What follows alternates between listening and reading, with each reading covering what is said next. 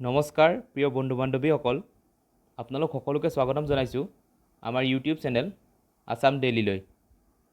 আজি আমি লৈ আহিছোঁ এপ্ৰিল মাহৰ ফাৰ্ষ্ট উইকৰ কাৰেণ্ট এফেয়াৰ্ছ। ভিডিঅ'টো আৰম্ভ কৰোঁ। The first question is, what is the rank of India in the World Economic Forum's Global Gender Gap Report 2021?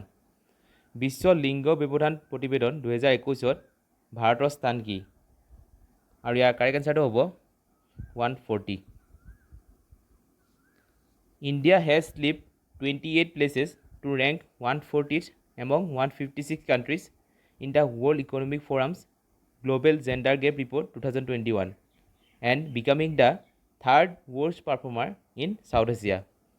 বিশ্ব অৰ্থনৈতিক মঞ্চৰ দ্বাৰা প্ৰকাশিত লিংগ ব্যৱধান প্ৰতিবেদন 2021ত ভাৰতে 28টা স্থান পিছলি 156খন দেশৰ ভিতৰত 140তম স্থানত আছে আৰু ই দক্ষিণ এছিয়াৰ তৃতীয় আটাইতকৈ বেয়া প্ৰদৰ্শনকাৰী হৈ পৰিছে।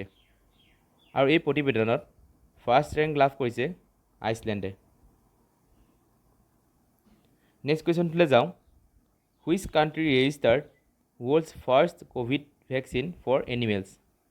কোনখন দেশে জন্তুৰ বাবে বিশ্বৰ প্ৰথম ক'ভিড ভেকচিন পঞ্জীয়ন কৰে? আৰু ইয়াৰ কাৰেক্ট এনচাৰটো হ'ব ৰাছিয়া। আৰু এই ভেকচিনটোৰ নাম হৈছে কাৰ্নিভেক কভ। আৰু ৰাছিয়াই নিৰ্মাণ কৰা হিউমেন ভেকচিনটোৰ নাম হৈছে স্পুটনিক ভি। সেই নামটো আপোনালোকে মনত ৰাখি থ'ব। নেক্সট কুৱেশ্যনটোলৈ যাওঁ। Where will the United nation climate change conference COP26 will be held? ৰাষ্ট্ৰসংঘৰ জলবায়ু পৰিৱৰ্তন সন্মিলন COP26 ক'ত অনুষ্ঠিত হ'ব? আৰু ইয়াৰ কাৰেক্ট এনচাৰটো হ'ব স্কটলেণ্ডৰ Glasgow. It will held from 1 to 12 November 2021। আৰু এই অনুষ্ঠানটো 1 পৰা 12 নৱেম্বৰ 2021লৈ অনুষ্ঠিত হ'ব। নেক্সট কুৱেশ্যনটোলৈ যাওঁ।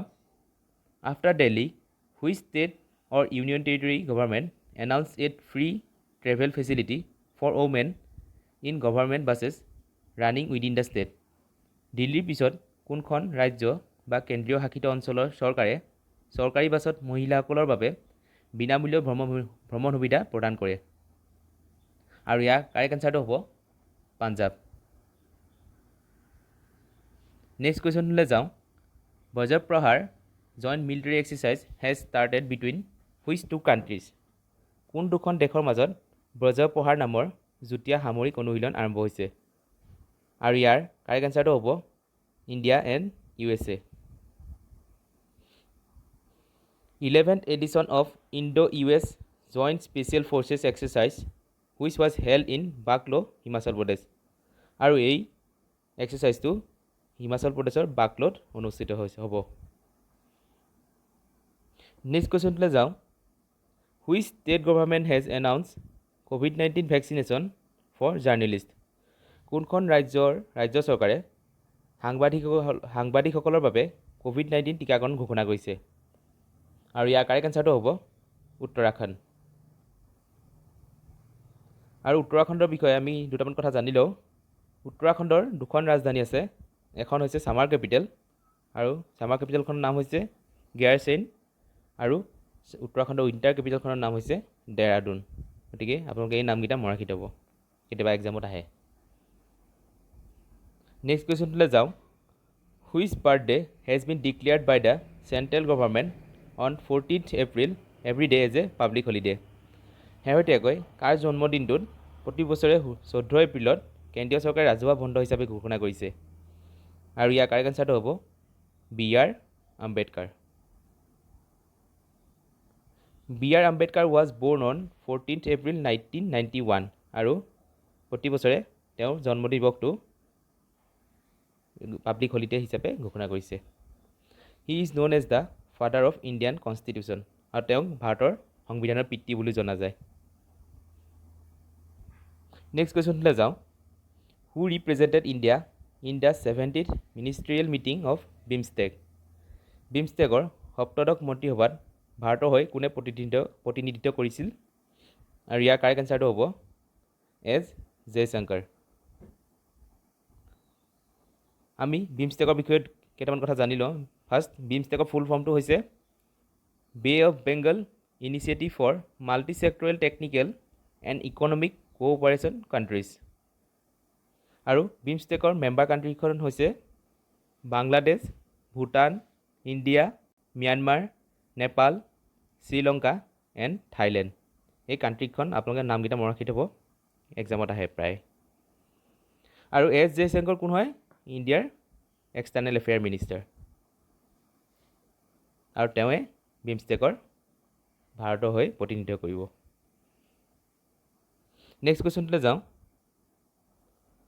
Who has become the new chief election commissioner of India? ভাৰতৰ নতুন মুখ্য নিৰ্বাচন আয়ুক্ত কোন হৈছে? আৰু ইয়াৰ কাৰেক্ট এনচাৰটো হ'ব Sushil Chandra. He will become the 24th chief election commissioner of India. Sushil Chandra ভাৰতৰ 24তম মুখ্য নিৰ্বাচন আয়ুক্ত হ'ব। He succeeded Sunil Arora. আৰু তেওঁৰ আগত কোন আছিলে ভাৰতৰ chief election commissioner? Sunil Arora. আৰু এতিয়া হ'ব সুশীল চন্দ্ৰ। নেক্সট কুৱেশ্যনটোলৈ যাওঁ। Which state has become the first to provide health insurance for all its residents? কোনখন ৰাজ্যই ইয়াৰ সকলো বাসিন্দাৰ বাবে স্বাস্থ্য বীমা প্ৰদান কৰাৰ বাবে ভাৰতৰ প্ৰথম ৰাজ্য হৈ পৰিছে? আৰু ইয়াৰ কাৰেক্ট এনচাৰটো হ'ব Rajasthan. Rajasthan state government began the registration for an insurance scheme under which each family in the state can claim up to 5 lakh every year for medical expenses. ৰাজস্থানৰ ৰাজ্য চৰকাৰে আৰম্ভ কৰা এই বীমা আঁচনিৰ অধীনত ৰাজ্যখনৰ প্ৰতিটো পৰিয়ালে চিকিৎসা ব্যয়ৰ বাবে প্ৰত্যেক বছৰে 5 লাখ পৰ্যন্ত খৰচ লাভ কৰিবলৈ সক্ষম হ'ব। আৰু ৰাজস্থানৰ মুখ্যমন্ত্ৰী কোন? শ্ৰী অশোক গেহলট। নেক্সট কুৱেশ্যনটোলৈ যাওঁ। Which country will host the FIFA women's world cup 2023? কোনখন দেশে ফিফা মহিলা বিশ্বকাপ 2023 আয়োজন কৰিব? আৰু ইয়াৰ কাৰেক্ট এনচাৰটো হ'ব অষ্ট্ৰেলিয়া এণ্ড নিউজিলেণ্ড। আৰু ফিফা মেন ৱৰ্ল্ড কাপ 2022 ক'ত হ'ব? সেইটো আপোনালোকে মনত ৰাখি থ'ব, সেইটো হ'ব কাটাৰত। নেক্সট কুৱেশ্যনটোলৈ যাওঁ। The national policy for rare diseases approve by বিৰল ৰোগৰ বাবে ৰাষ্ট্ৰীয় নীতি কোনে অনুমোদিত কৰিছে? আৰু ইয়াৰ কাৰেক্ট এনচাৰটো হ'ব Harshvardhan. The policy aims to bring down the high cost of treatment for rare diseases. এই আঁচনিখনৰ উদ্দেশ্য হৈছে বিৰল ৰোগৰ চিকিৎসাৰ উচ্চ ব্যয় হ্ৰাস কৰা।